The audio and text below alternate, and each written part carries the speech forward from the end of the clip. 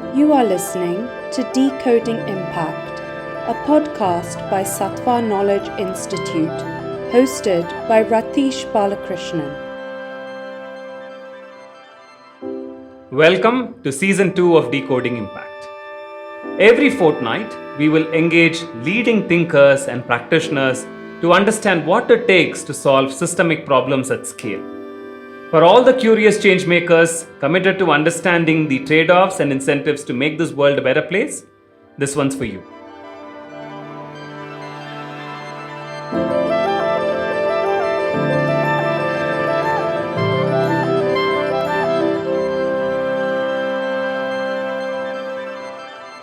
Education is often considered the Harry Potter of the social sector.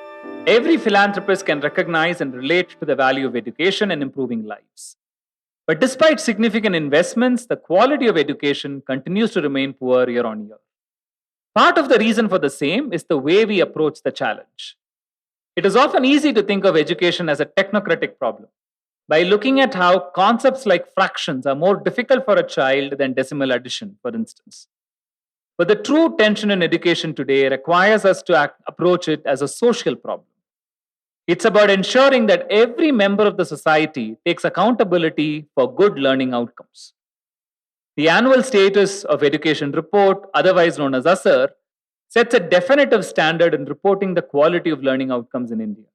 Over the years, ASER has highlighted the increased awareness about the need for education among parents and contrasted that with the poor quality of education in this country. While everyone knows the oft-quoted statistic of the grade 5 child not reading the grade 2 text, I truly believe that ASER is a social movement structured as a survey. So how did ASER start and how has it evolved? What can the results over the years tell us? And what does it take to make another ASER happen?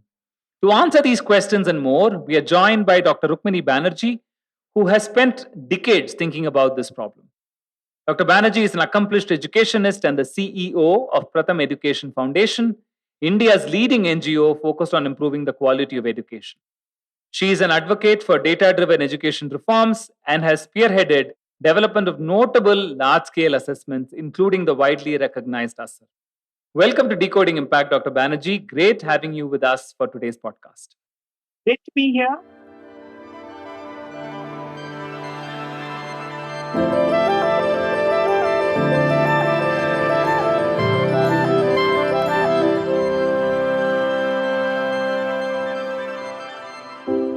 Ma'am, I have been probably in a dozen meetings where people have said we should start the next ASER, and we should do the ASER for gender, we should be ASER for secondary education, etc. And for me, that is a sign of the impact that the report has had on the education and more largely the social impact landscape as probably being a cornerstone of what civil society has brought together as data and evidence that has influenced the entire sector. And today's conversation, ma'am, I wanted to not only talk about the 2022 report, which I definitely would like to touch upon, but really look at the evolution of ASER, because ASER as we know it today is not the ASER that started. And so throughout today's conversation, I thought we could divide it into three parts. One, of course, is to talk about the evolution, what has worked, why is it where it is today. Two, speak about the 2022 report itself. What are some of the key observations and insights? But also end with looking forward at a national level, where are we going with this conversation around the learning outcomes in the foundational level as well. But let's begin at the beginning. It would be great to hear from you the story of how did ASER start and what were the initial ideas and how has it evolved over the years? It's great. The older you get, the longer back you can go to tell stories. So, see, ASER, a lot of people think ASER started as a national assessment, and that's absolutely not the case. We were working, now let's see, almost 23, 24 years ago. After our first couple of years, which was largely in Bombay, a lot of our own focus was on how do you increase schooling, either from how kids can get into school. So if you had universal first standard, then you would have universal primary. So how do you get that transition to happen well? And also, how do you get children who were, who had been left out, either because parents had moved to Bombay or they never had a chance. So how do you get the left out children to come in? So we did a modification of the famous MB Foundation's bridge courses, but for an urban setting and so on. So largely preoccupied with how do you connect children to schooling. But as we were doing that, I think there was a sense in which that the visible problem, which is children out of school, it was getting solved, and there was a common understanding around that. But along with that, there was a restless and a kind of a little bit more fuzzy thought that the children who were already in weren't doing quite like you would want them to do. Teachers felt that they were not able to really transact the kinds of things that they were expected to do in class. And parents felt that children weren't gaining the value add that they should. So, the left out problem, let's say, was very clear, but the left behind problem was being felt, I would say. And we could feel that as well. We worked both in the community as well as in the schools in Mumbai at the time. And so it seemed necessary to kind of put some form or shape or understanding around that. My own belief is that because the left out problem was clearly understood, there could be a very wide spectrum of people, parents, policymakers, administrators, etc., to come together to solve it. So to solve any problem, you need to sort of see the problem, feel the problem, and articulate the problem that can then be addressed. So in our own work, we slowly began to see that perhaps the place to begin that was holding things up was if you couldn't read, you couldn't really do much else. You had also difficulty in math. So a basic reading and a basic math seem to be prerequisites for moving ahead. But what do you mean by reading? I mean, people think of reading in many different ways. There are textbooks, there are other books, there are all kinds of things. We had been working in the Bombay Municipal Schools in a program called Bal Sakhi at the time, which was providing kind of a learning support to the children who were what at that time was called lagging behind. And we were doing that not just in Bombay, but in several other cities. And the first randomized control trial that JPAL did with us, I have almost a feeling that they did it before they were even called JPAL, was to look at the effectiveness of this program, learning support program in Baroda and in Bombay. And during the course of that, we realized that while we were working hard and children were making progress, the way we were assessing the children, which was like a normal test, a pen and paper test, wasn't quite giving us what we wanted. And the second is, even with the tracking of children's progress that we could see, that there certainly was progress, but it wasn't at the level at which children needed to be if they wanted to really be on par at grade level. So a combination of these things led us to say, let's just do a control alt delete. I don't know, these days nobody uses those. I don't know what to do to your computer when it crashes, but in those days at least we did a control alt delete and said, let's just start again. Because we were frustrated that we were also kind of missing something somewhere. And so a bunch of people in Pratham, I think close to about 100 or more, started with fresh. And there was a combination of in-school children as well as out-of-school children, different languages. And we thought, let us try a month. Why a month? Just because a month is a useful unit of time. How, if 100 people, 100 or more people, are doing these groups of children, we need some common vocabulary to talk to each other with, to say, and how do we articulate what we are doing? So the idea was, let's just look at where the children are today. And all these children we had decided were a little bit older, 8 or older, class 3 or older. And let's decide on where we want them to be. So the where we want them to be was very clear. They should be able to read a simple story and be able to engage with it, read it, talk about it, potentially, criticize it if necessary. But then working backwards, what are the steps? And so the first step was clear that you can't even recognize any letters. The next step was you can recognize letters, but you can't read words. Third step was you can read words, but you still can't deal with sentences. And so that's how these 4-5 steps emerged. We didn't move to a single sentence because we could see with the work that we were doing with the kids that a set of simple connected sentences is actually a lot easier to read than one single sentence, because kids get the hang of what it is about. And then they can do a little bit of guesswork and a little bit of decoding to put things together.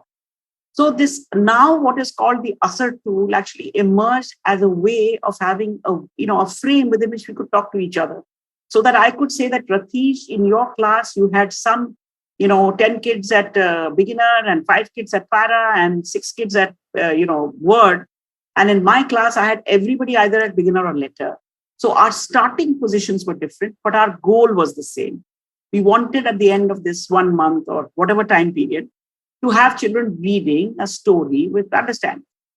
And that's how it started. And that's what held this whole experiment together. And we saw two things. One is that, children did make progress because we put aside everything else, our own preconceptions, and started at the level at which they were. And you can see that years later now, that whole approach is called teaching at the right level. According to us, there is no other level to teach at. You must teach at the level of the child. But there were some things that happened that we didn't expect. So this little ladder or little frame was for our own internal conversation. But that's how we began to talk to the parents, or in some cases when it was in school, to the teachers. And 2 or 3 things came out of that we hadn't thought of. One was from parents who'd say, what are you doing exactly? So we'd say, we are trying to take your child from wherever the child is now to the story level. And the story, even if parents couldn't read, if you read out the story, it was very obvious what a story, right? So the goal of the entire exercise was visible from the simple assessment tasks that we were doing. And the way to measure progress was also inbuilt, because you moved from letter to word, from word to para, from para to story. We could see how long it took whom to make these jumps. And interestingly, all the materials we used were like that. You played word games, you played alphabet games. For easy reading, you had little booklets with 4 lines, and then you had stories. So really the distinction between assessment and activities wasn't there, because this was all part of the same deal. And you were also able to connect to people outside to say what it is that you are doing, bring people onto this journey so they could follow your, along with it as well. Now, as we were doing this, and the logic of this assessment, the activity and the action sort of came together, was also a time when we began to work in rural areas. Now, at that time, largely everybody in Pratham had an urban background. And so when you moved in, and we could see that our own urban backgrounds were quite different. I, for example, am from Patna. I had worked in Bombay. So the Bombay setting and the Patna setting were quite different in terms of children, their composition, their starting level.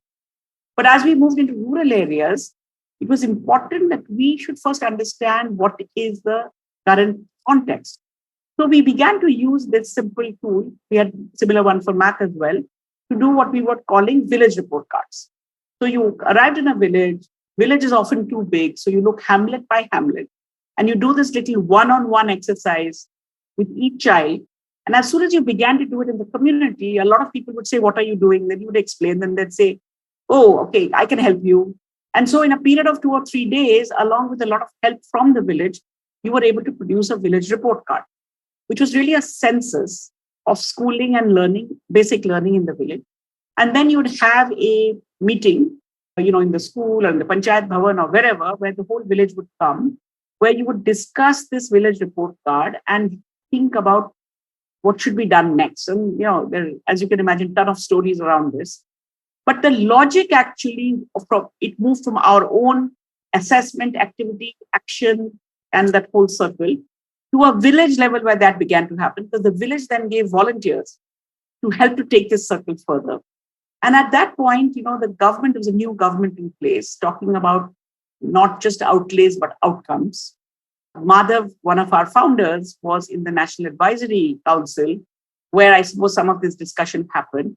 And so the idea that could this, whatever you call it, this circle of action be done at a national level, because it seemed very important, as it was with us or with the village, you need to understand the problem. You need to feel the problem.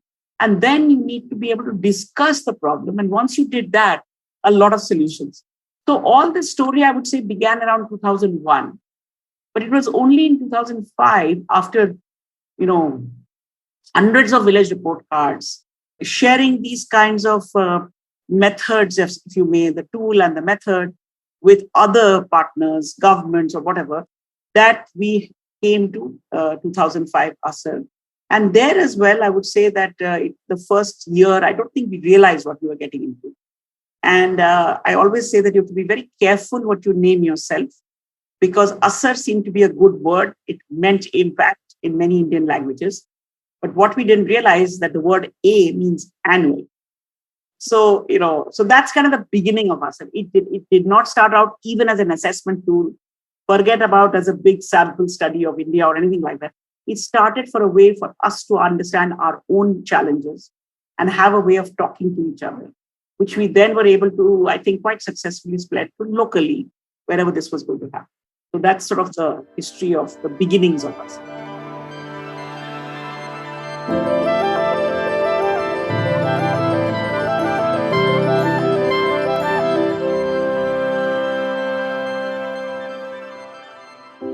I have a lot of questions. So I'm going to sort of place it one by one. You mentioned it's 2001 to 2005. That's about 20 years ago. Today, we are at a point where the conversation of learning outcome seems like something everybody's, if thinks is important, government thinks it's important, Nipun Bharat is there. We're also now saying, okay, what beyond learning outcomes? So there is that conversation that's evolving. How was the scene then? Like when you made this study and then you said, hey, learning outcomes are important, you did mention that the National Advisory Council was taking cognizance of it. But across states, given education is a state subject, was there this awareness that the problem is so huge or that the problem is so important for people to look at? Again, I always feel when you work on something for 20 years, you have the benefit of accrued value over years. It'll be great to see what was the scene then and how has it evolved in terms of the importance of the issue that is being discussed. No, so I would say that, the same year, 2005, the central, at that point it was called the Ministry of Human Resource Development, also commissioned a enrollment study, what the enrollment patterns were. And that was a urban and a rural study. ASER was rural. But the numbers from ASER for the rural districts matched very closely to the enrollment numbers that came from a third party, but also a household survey. So at one level, there was that credibility that the numbers that were coming out were not, dramatically different. People had not thought about testing learning or whatever in that way. Even at that time, it was early days of the National Achievement Survey that was done from third upwards. And it was done as it is done today as well, at a kind of a grade level or at a level which is not very basic level. Even then, there was a third and a fifth and an eighth. And the idea was that you're tracking progress across these grades. Very interesting sets of reactions. A couple of things about the architecture, I think that we had probably, because of the large number of experiences at village level, I think some of our metrics and methods were bang on the spot. And often when you work things from the ground up, you tend to be more solid than if you, just sat with statisticians and, this. So right from the beginning, ASER was done by a local organization in that district. So I think that was an important one. You had to find these local organizations. We had no money to give them other than maybe a little bit of money just to go to the village and come back. The sampling would use census lists. So that's something that we still do. And I think the simplicity of the tool really helped in both. And we knew that it helped us to understand things. It helped people at the village level to understand things. And it helped up and down the system. There was no mystery about what this assessment is. It was what you see is what you get. So these have been very key features, I think, in the way. And I think the final thing was that, although people may have interpreted it differently, it was really an effort to say, as a citizen of India, I have a role to play in the development of my country. And so if I understand where are we with schooling and where are we with learning, and I'm a local person, then maybe I can contribute as well in, taking this forward. We knew from other things at Pratham that, you do a district here and there, it doesn't have that impact. So the idea was to do all of India at one time and do it in a way that would have a national and a state and a district all available at the same time. The timing was important. The agreement to ASER within Pratham, I remember it was October 2nd, and it happened to be a holiday, but it happened to be a very significant holiday as well. Phone calls were made to all our state teams to say, if we were to go ahead and do this, what do you think? And, everybody was 20 years younger and said, absolutely, do it immediately. So in the first year, we were able to reach 475 districts. And the timing of this was fixed that even though it was 2nd October, we would come out with this report before 26 January. Because people get preoccupied with 26 January, then the budget, etc., gets formalized. So we wanted to have data for that year available in that year itself so that you could plan for the next year. I think these features also helped a lot. Now, in terms of your reactions from different states, there were wide difference. There was one state in which when the results were presented, there was almost like we thought people will come, maramari ho jayegi, because the government people said, give us the names of every child and every village. This can't be true. I remember a conversation in UP where the UP, secretary or whatever, state project director, whoever the senior person was, had the report in front of him, and I was talking to him, and he picked up the phone and called his counterpart in Tamil Nadu. So I couldn't hear what the Tamil Nadu guy was saying, but what this guy was saying was that, I can believe my results for UP because the enrollment numbers match pretty closely. But learning, UP, I realize can be very poor, but Tamil Nadu, which has very high enrollment, how can it have these kinds of results for learning? So number one, and I remember this conversation very distinctly, he said, we are following in the Tamil Nadu pathway. You've got your infrastructure in place, you've got your teachers, you've got your textbooks, and now learning will rise. But if that's not the case, then who should I follow? And they ended the conversation by saying, either these guys are completely wrong, pointing to me, or we have something really major to worry about. And I had to give credit to UP. They actually embarked immediately on a conversation to say what to do next. What do you think looking at these results? And I can talk about that a little bit later. Year on year, doing it year on year, also we realized after a couple of years was important because people changed their minds. The same government who had come to fisticuffs a couple of years later said, we are doing an internal evaluation of our learning outcomes. Will ASER come and verify that we are doing the right thing? So, if it's your own country and your own effort and, you have no deadline in mind, then I think it gives lots of room for people to change their minds, to feel differently. I mean, one standard thing, and this is on a slightly lighter note, several state governments say, इस साल result हमारा अच्छा है, तो आपके साथ photo ले लेते हैं. अगले साल खराब आएगा तो we would say कि sampling गलत. That's kind of like what should happen in a large joint family. You disagree sometimes. Sometimes you go to court on land, and sometimes, you intermarry. All of these things are possible. So I would say that the understanding that this learning was very key happened over a period of time. And sometimes to me these days, it's very surprising how people are just now, it took 10 years to accept. And then there was always a division. People say, what did the government? But there is no the government. So at the central level, there was the Ministry of Human Resource Development, there was the Finance Ministry. They had different views on ASER because the Finance Ministry thought this outlays to outcomes was very important. They would feature ASER in the economic survey for many years.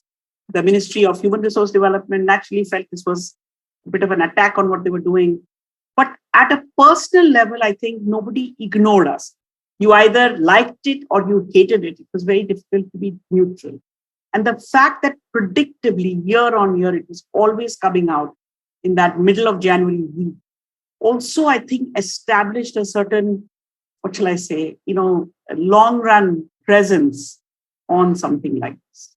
People don't, by the way, debate the results even today. Even that happens today. But we know that, see, I feel like something like the ASER report, whether at the village level with a report card or with the national level or state level, it's an occasion to talk.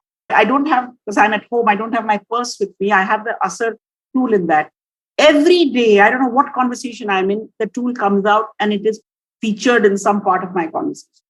So opportunity to talk to anybody at the bus stop, in the auto, in the planning commission, in the Niti Aayog, in the state government. I mean, it's a wonderful way to have something that you can talk to. There's one thing I wanted to ask you, which is looking back, what has made it successful? And throughout many conversations, I have actually gleaned a few. So I want to first share them so that you can build on top of it. A couple of things that you rightly said, which is simplicity. To actually have a tool which everybody can understand, I think is itself something that's very, very relevant, because I've been part of assessments that take 1.5 hours per child. And so there's no way you can do this at national scale. The second is, and this is something Aditya Nataraj from Kaivalya Education Foundation spoke to me multiple times about, because I'm an engineer. So I always look at technocratic solutions. And he always used to say, ASER was a movement. I mean, and you talked about it as well. Everybody came and became a part of it. It wasn't like a three set of people, bureaucrats coming or doing conversations. It's literally that the village sort of joined forces to be able to be part of that. So that movement approach to things, where everybody sort of felt part of it in some form, I think is important. The third thing that came up, when I was talking to one of your colleagues also, is that the results made sense for a parent. Not in a way that you had to write a 25-page report, but in a way the mother sees the child read The mother already knew the results made sense to her, and the father realized it made sense to her. That way, the loop wasn't closed at the highest level. It made closed loop in every level, which I thought was very, very important. And for the kind of results you've had, no one's questioned the rigor of ASER. And it's very easy to take simple tools and say it's too simple, so it must be wrong. But while people might agree, disagree, etc., but everyone said that this is a rigorous tool and people have replicated it. And hence the focus on rigor. And I know sampling for you, the way you approach door to door, how you turn, etc., there's a lot of rigor that goes into the design and execution as well. And finally, the fact that the numbers in the end, however much the survey is long, the result is a quotable result. The grade 5 child, grade 2 text, like every education nonprofit organization, every education startup starts with the ASER result saying, here is why I exist, because this is the problem we are solving. For me, these are things I gleaned from many conversations. But when you look at it, what are some others that you would say have really contributed to the success of ASER? Success or failure, I don't know, but the persistent presence, I think, is something that, we are also sometimes sort of taken aback by. That most things in 20 years you outgrow, but this still seems to be relevant. But I think that often ASER is looked at as data. I like to think of it as an experience that connects you as an Indian to India. I don't think we have enough of those which brings the whole country together. So even starting from the first one, for whom is this being done? It is being done for you and me and for my neighbors and everyone else, right? I remember even in the village report card days, Sarpanch would say, we tell the Sarpanch or the Pratham, whatever, that we are going to go do this. And when the actual one piece of paper was done, the Sarpanch would say, where should I sign? And I'd say, nowhere. He said, you don't know, because the data always goes up. It's the only thing in the world that defies gravity, right? And we'd say, but wo jaane ke liye kahin nahi hai, ye hamare liye hai. So hamare liye data we never collect, because it's one old lady in the village, and I often quote this story, and it's getting even more important now that my own hair is white. She was watching what we were doing in the village. And she said to me, kya kar rahe ho? So, ghar ja rahe ho, ek kagaz dikha rahe ho, kya chal raha hai? So I was in a hurry and I said, survey kar. So she started laughing. So then I stopped and I said, why are you laughing? She said, survey is that you people don't know and we have to tell you. शहर से लोग आते हैं, बाहर से लोग आते हैं, they ask some question, what is your income, where is your water, all that kind of stuff. And so we have to tell them, because उनको नहीं पता होता है. But ये जो आप कर रहे हो, ये हमें भी नहीं पता, आपको भी नहीं पता, इकट्ठे पता कर रहे हैं. Illiterate elderly woman in the village who had just been observing us. And she comes back to my mind that this is something that we are uncovering together. If we don't build a common understanding, and people debate, but I think that this uncovering together is, and it's not like we planned it like this, but I think in the doing of it, we've learned that uncovering together, debating together, the together part is very important. We have a society where certain parts are moving ahead more rapidly than others. This view of not just my child, but all the children in the hamlet, the aggregate, you actually know all the individuals. By the time you get to a village level, it's an aggregate. So that, what is the aggregate? What is the individual? Where am I in this aggregate? Do I have a role to play? And, over and over again, ASER has been going on now, almost 20 years. Every ASER, no matter which district in the country you go to, I find that it's usually young people, usually students, and how many college students have never been anywhere. They've been to college, they've been to home, they've been to market, they've been to relatives' homes. And this adventure that I will get a name of a village in my district. I've had people come. I remember we were doing training once in a district in UP, and I was staying there at night in the district, in the village. And there was a knock on the door late at night, and two girls came who had been in the train. Very hesitantly, they said, ma'am, because आप lady हैं, आपसे थोड़ा बात कर सकते हैं. क्या हमें डर लग रहा है, कल कैसे जाएंगे? So I said, are you scared about getting there? Because वहाँ पे कैसे bus है or whatever it is. They said, नहीं, पहुंच तो जाएंगे. So we know how to go by bus and all. But अनजान लोगों से बात कैसे करें? So I said, you go home. By the way, अनजान लोग are easier. Family members are much more tough. You go home, take the most खड़ूस person in your family and do the test. They came back the next night and said, full day की training उतनी useful नहीं थी जितनी last रात को आपने जो input दिया. Because this, I want to go out. I want to see my district. I want to see my country. I have no idea. So many times, in Kashmir or in the Northeast, kids will say, is India like this? Now, if this was an opportunity, instead of calling it ASER, if we called it See India, my own belief is at a young age, if you participate in productive experience that you do together, I really feel a lot of our problems would be lower because you would respect. You go into a village, it happens to me still. I get little butterflies in the morning. Then same thing as those two girls, कि अनजान लोगों से कैसे बात करेंगे, हमसे बात करेंगे कि नहीं, and all that. By the end of the day, there people are saying, मेरे घर में चाय पियो, why are you going away, stay the night, blah, blah, blah. This hamdardi, this feeling of hum hain, we are all pretty similar, is a very simple but a powerful feeling. And so I think these are some of the things that underlie ASER. Today, like this year, 2022 report was disseminated very widely. We made a big effort because it was after 4 years to do district level dissemination. The number of district officials, whether the collector or the district education officer, who in their college days had done ASER, was phenomenally high because it's that generational thing. So these are just my own favorite. And, everything is put up, it's open. So we have no idea actually how many people use the ASER tool, and we hope they use it as simply as we do and not complicated. But it's not ours. It is there for anyone to use.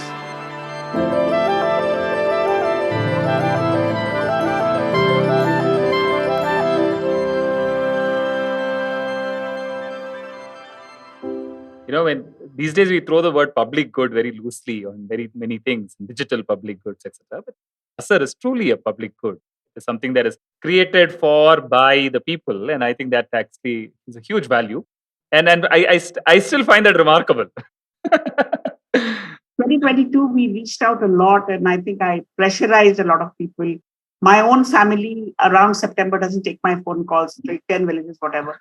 But, again, it is the local level. Very often we've had petrol pump dealer who will say, iske liye petrol le. Or a printer who will say, print kar dete hain. So, and frankly, nobody funds it in money terms. But 30,000 people give their time. Monetize that would be huge, right? I want to go to the 2022 result, but I want to say two things before I go. One, this idea of socially understanding what we are doing in educational interventions, I feel is a losing art or a science. I don't know if you feel that way.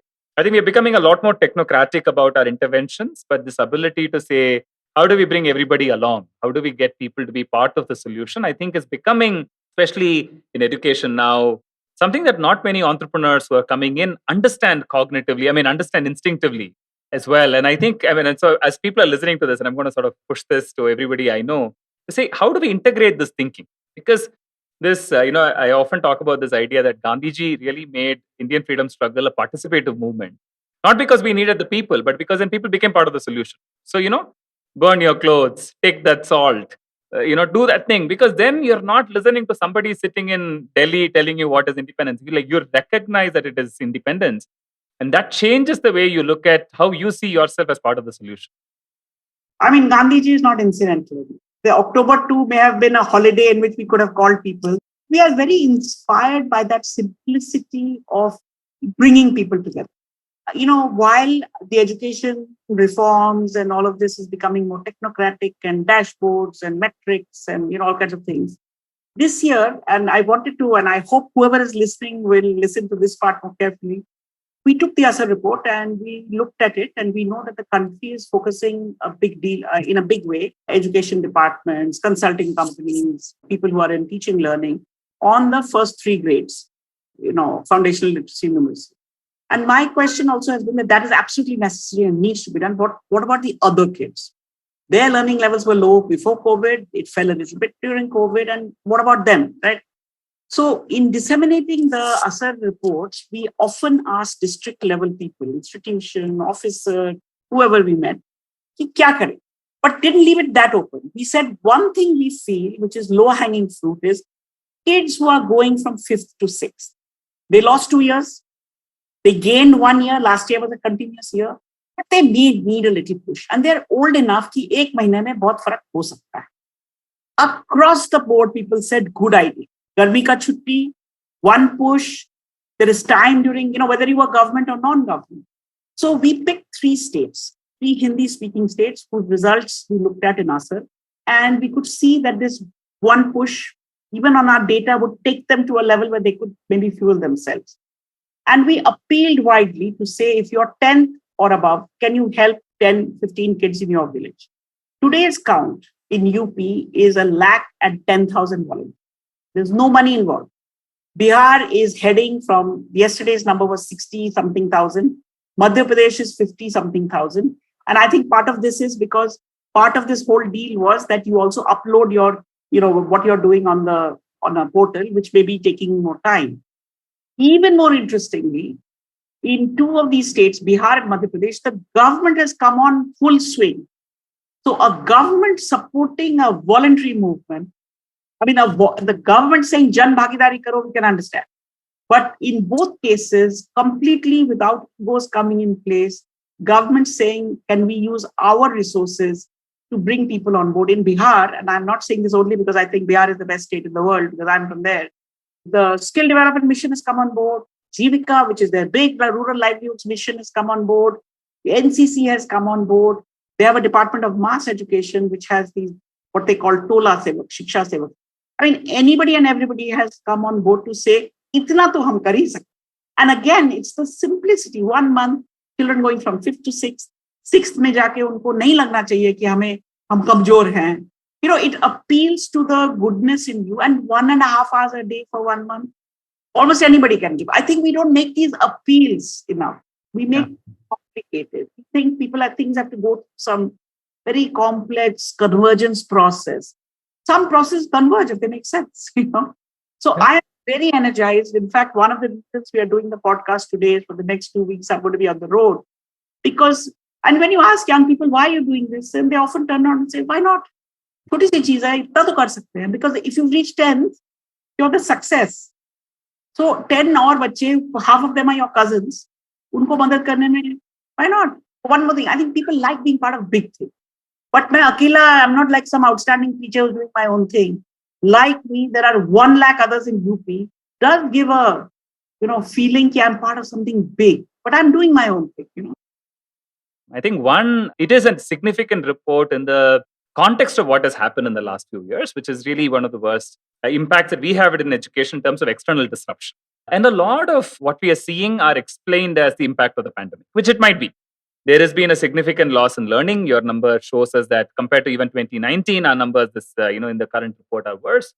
And two is people moving from private schools to public schools. It is seen as an economic reality and saying that they just couldn't pay the fees, and most private schools shut down because they are themselves not as financially sustainable.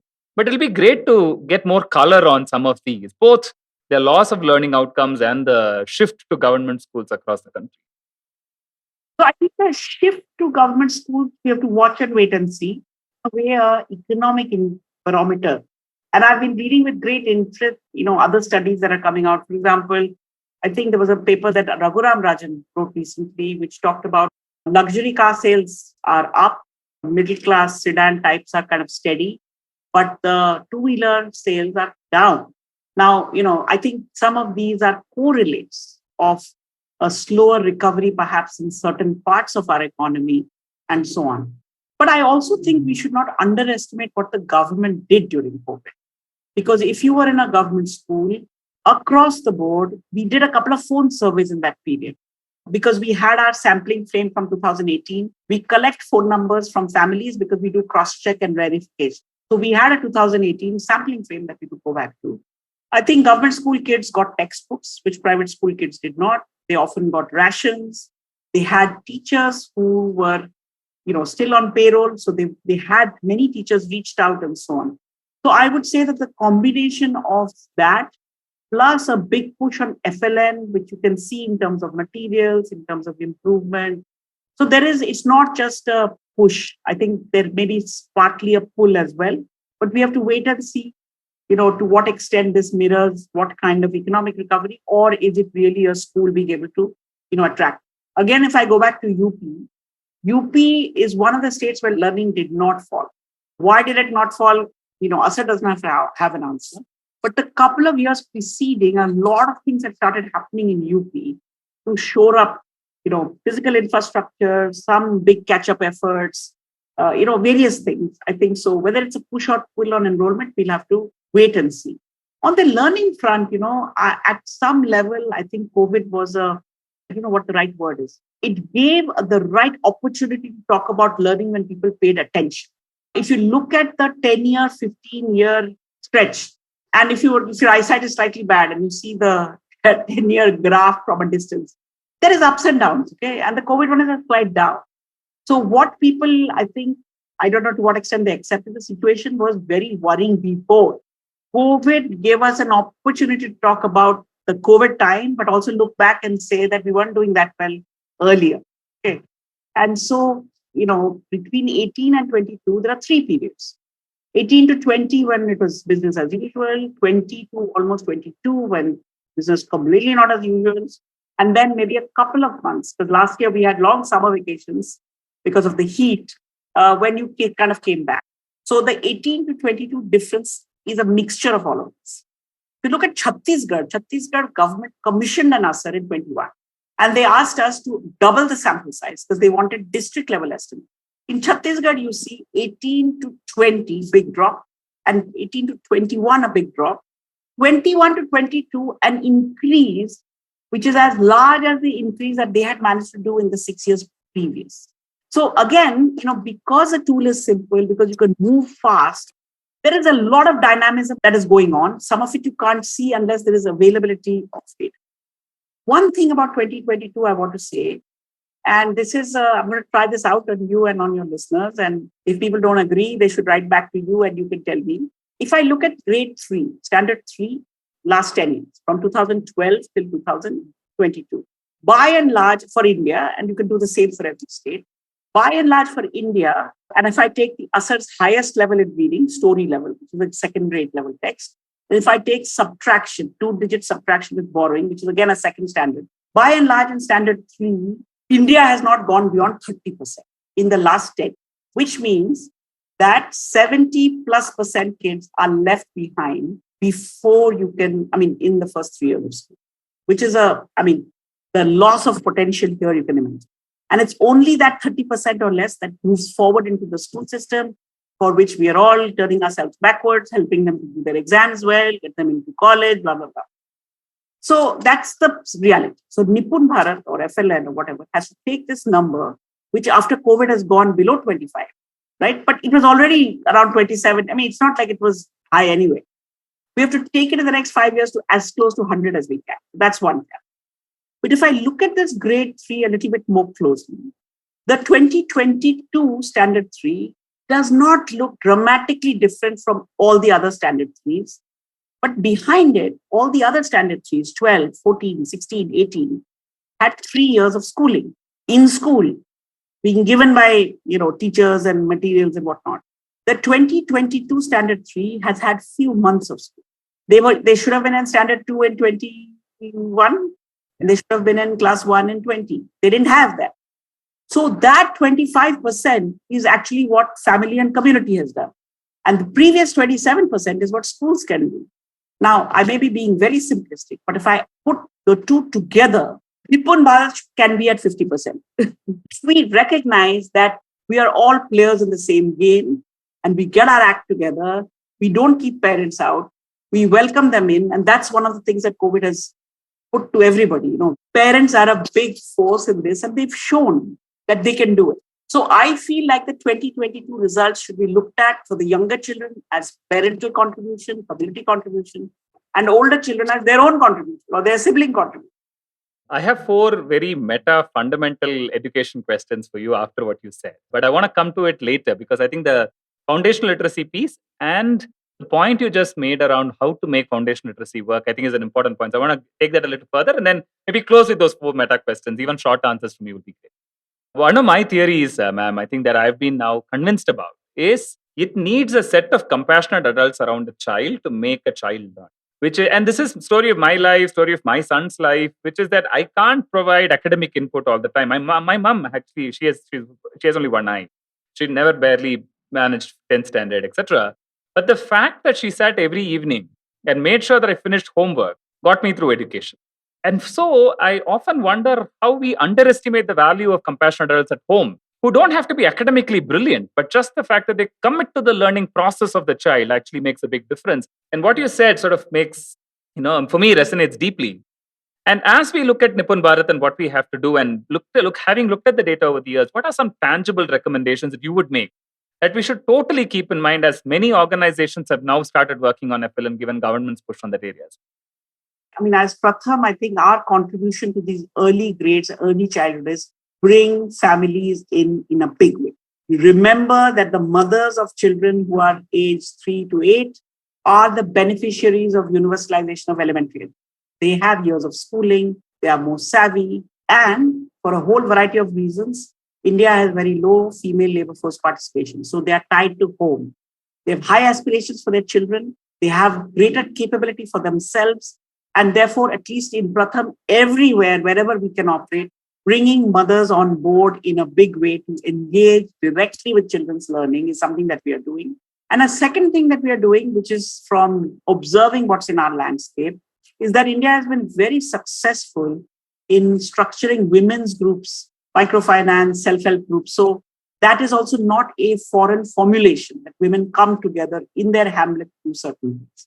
So I would say that these mothers groups and mothers engagement, and not because fathers are not important, but often fathers are away for weeks or months or even the day. That is certainly that, we must, and, I kind of even quantitatively, I feel like if you add what I was saying about grade 3, it can have a huge boost. The second thing is we should recognize that in the past 8 years, there has been slow progress. But if we need a huge, big jump, you have to do things completely different. Business as usual, better training, better material, it's not going to do. You have to think is what is the big jump? So according to me, the big jump can be bring the parents, put the teachers, put them together, big jump, or something else, right?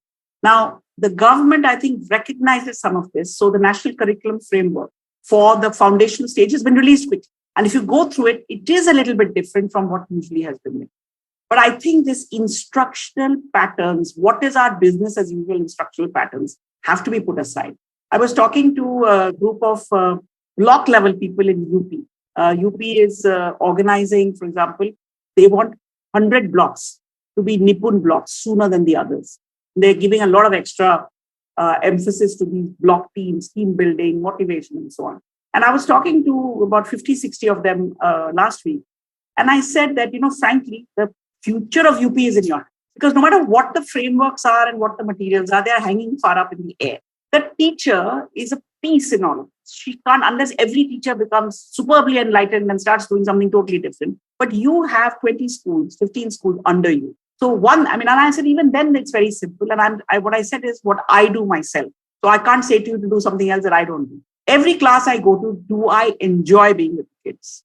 Do I learn something from them? Do I take that learning into the next class? Because kids can tell you a lot if you watch them closely. And so if you enjoy kids, if you see that the kids that you're interacting with are making progress, UP is all set.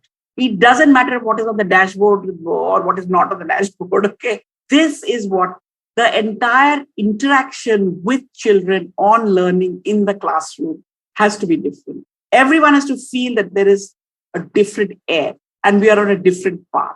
And so, in some ways, I feel like I hope that this realizes, and that's what the techno-managerial approach worries me, because it's a very top-down approach.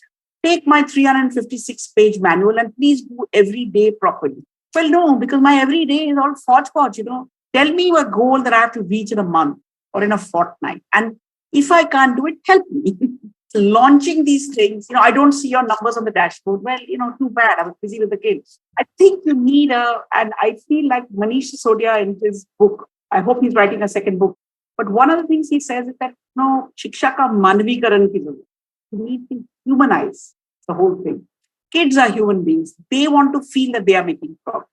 When a kid makes progress, when you came first in your class or whatever you did, your mother felt that all her efforts were worth it. So, and these little small things, a kid learning to read is like a kid learning to swim, a kid learning to ride a bike. Everybody takes pleasure in it. So how do we bring in, I don't know, maybe you should convene a group of technical experts and we say, do you enjoy being with kids in the class? If not, move out. Because the whole edifice needs to be built from there. And, at that age, it's so easy to have fun. It's much more difficult in 9th standard to have fun because now you have calculus and this, that, and the other hanging over your head. Here, it's words and letters and stories and numbers, and they can fall from the sky. And it is the funnest age of all.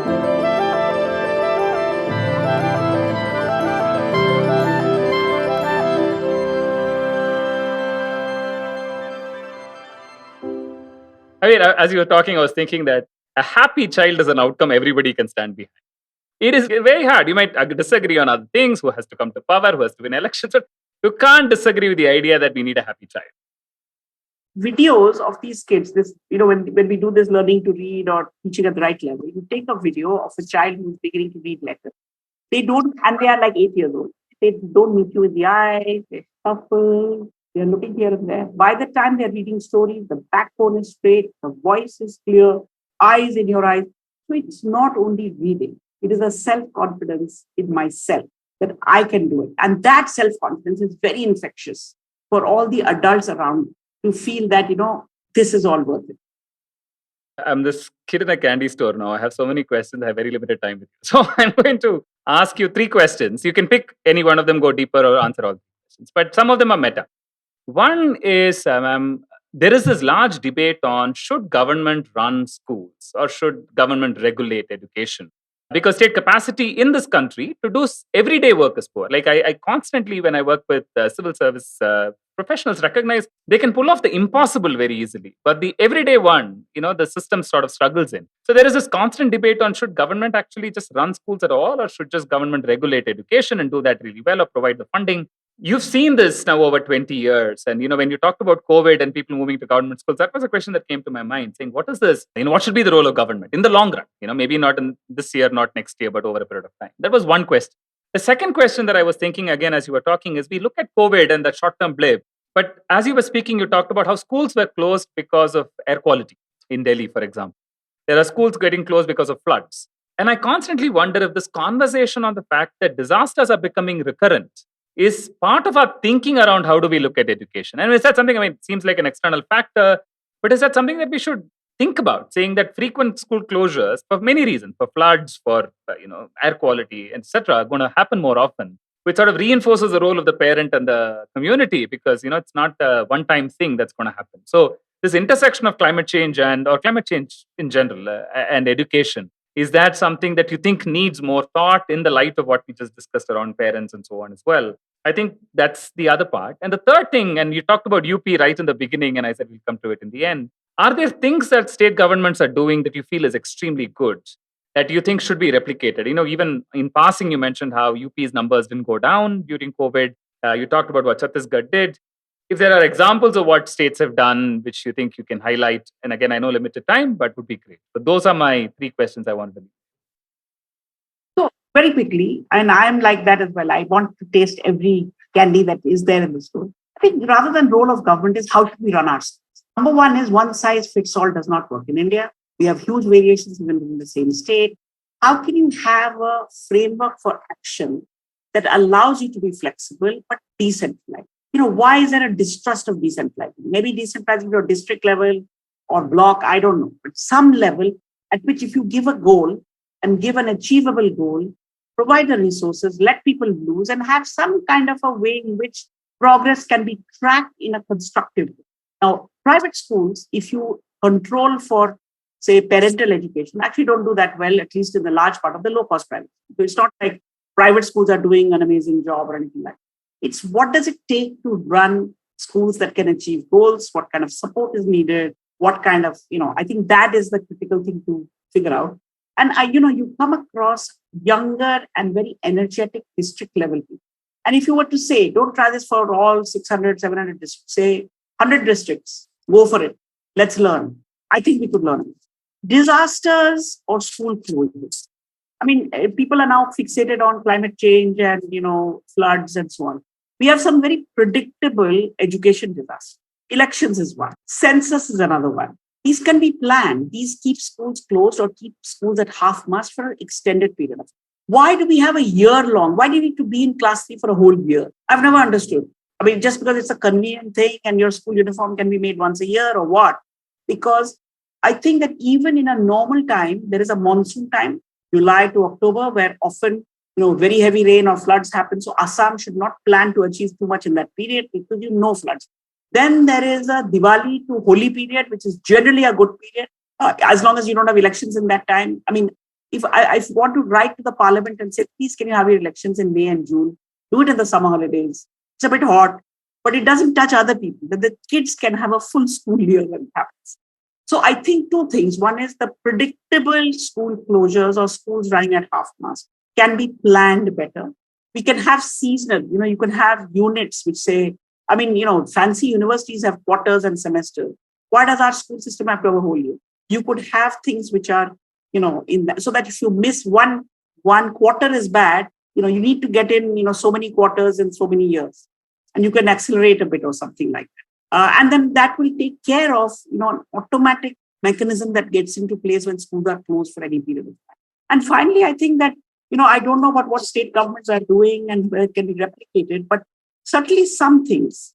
For example, I think that this real welcoming of volunteers to help, more people need to try it. And more people need to try it in a way that, for example, in Bihar, panchayats are taking charge and saying, "Bachche to hamare hain, school to hamara hai." You don't give other people an opportunity to say, "Come on board," right?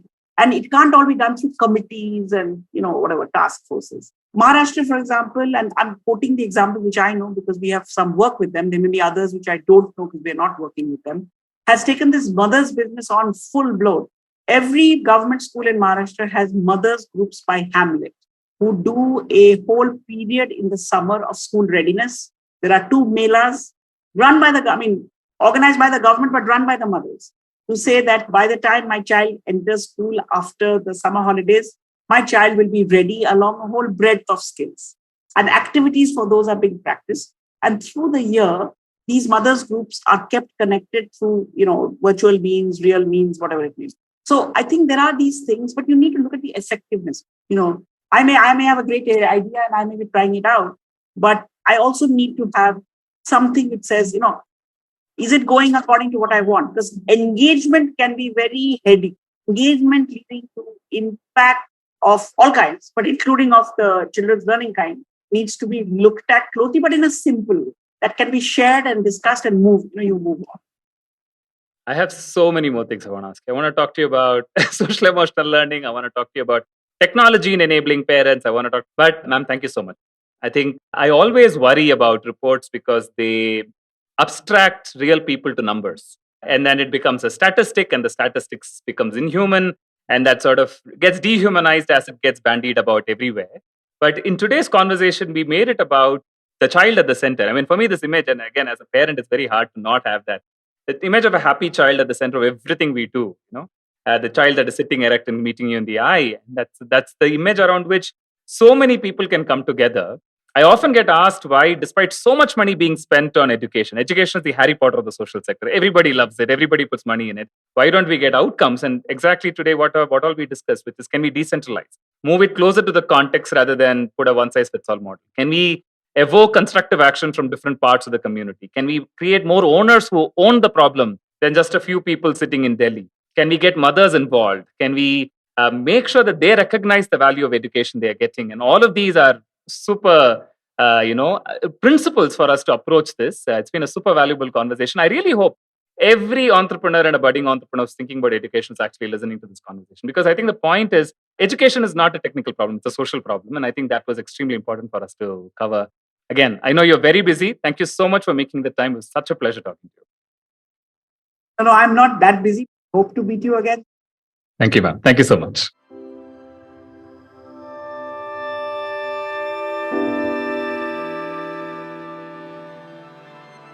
Thank you for joining us here on Decoding Impact. We hope you enjoyed this episode and the conversation with our expert. To learn more about Sattva Knowledge Institute and our evidence-based insights, follow us on LinkedIn, Twitter, and Instagram, and explore our content on our website, all linked in the description.